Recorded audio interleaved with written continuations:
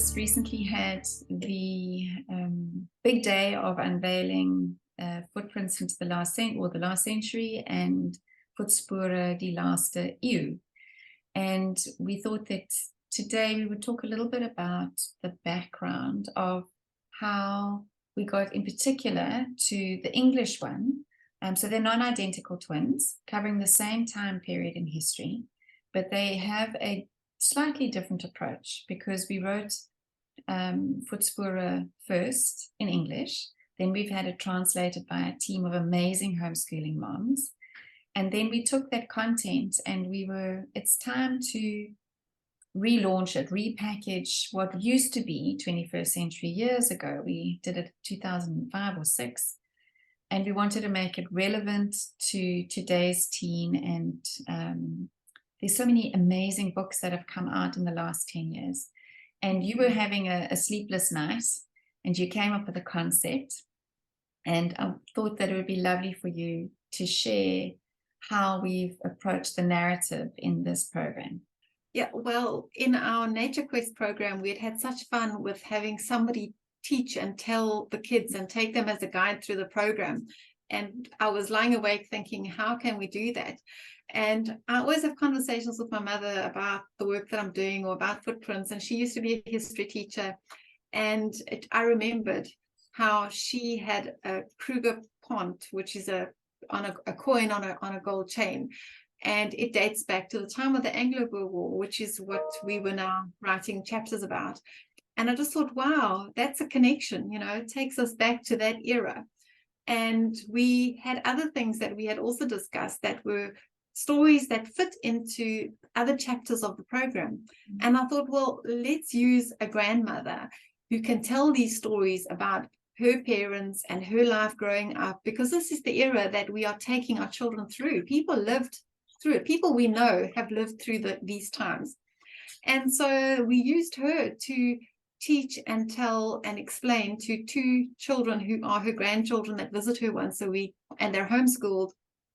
And so it was really fun building that storyline in, and we used our own experiences from our lives and our parents and some of our husbands and people we know and things that we've got in our homes or in our family that are linked to this time in history to make it real. And we're hoping that that's going to inspire the families who read the program to think, well, what do we have in our house? Or where was my granny or my grandpa during the war or during apartheid or during the freedom struggle or whatever time of history it is?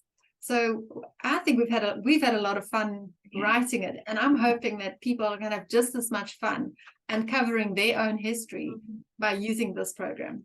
Yeah, and making it a living history. So you said about our husbands and bringing them in and maybe a grandparent's memory or something like that. One of the proofreaders of our program, her husband was before the Recce's in the Angolan Bush War.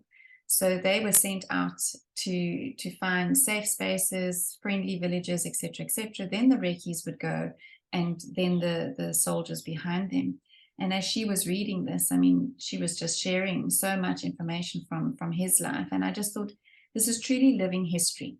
So a lot of it happened in our lifetime, but we're passing it on in a living format to other families who may be a bit younger than us. We're in our 50s, and maybe there's younger moms who are in 35 or so, and they were at the end of it.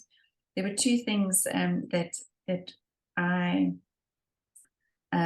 if we look at how we've laid out the guide, we've also included poetry and music appreciation. And I was just sharing with you just before, we've got a song in there by Johnny Clegg. And I was a real groupie with Johnny Clegg. Just put it in those days back then as a teenager. And because we lived in a major center, and he did his concerts there with Jaluka and Savuka, so for us to have that in. And then there's Maria Makeba, and obviously we've looked at the traditional anthems and the sort of unofficial anthem and put that in, and some amazing poetry. But the way we would introduce it is by these relational things that happened.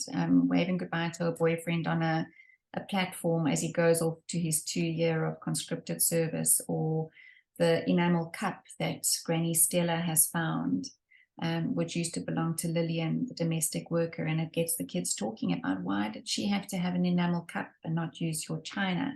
So that's the sort of thing. But then why don't you also share about one of your favorite books? Because that's not this is the also functions as a read aloud to children, but it contains the assignments, the poetry, everything that you need. But so it's kind of like the powerhouse of it. But then we've got lots, 33 books in the sapphire package. No, the diamond package, and then there's more in the sapphire. So why don't you share one of the great books that we uncovered? Well, it's really hard to choose, and every time I look, I'm trying to choose a different one. But I think a great new one that we came across is this one called Stones for My Father. And it's a lovely story that's set during the Anglo-Boer War. And it's told through the eyes of a little girl who experiences her father going off, and they get taken, she and her mother get taken to the concentration camp. But she's got other issues in the family that she also has to overcome. So she's a character who grows. And that's always lovely in any story. You know, we don't just want boring history. We actually want to learn something from the life of the people that we get to live by reading the story, and our emotions get touched. And that's what makes the learning stick. You know, we remember that. We cry with them. We laugh with them. So that was a lovely new one. And then one at the other end of the time frame that we're covering is this one by Jaco Jacobs, A Good Day for Climbing Trees. And it was actually originally written in Afrikaans, A Goeie Dag vir Boomklim, and has now been translated into English and other languages, he tells us. And it's just, I don't know how to sum it up, but it's about finding your identity and finding something to stand up for. And I think in the world that our kids are living in, there's so many narratives out there that you have to know who you are and what you believe and be willing to stand up for it. And for him, it was a tree, but it could be anything. So I think there's some valuable lessons in it.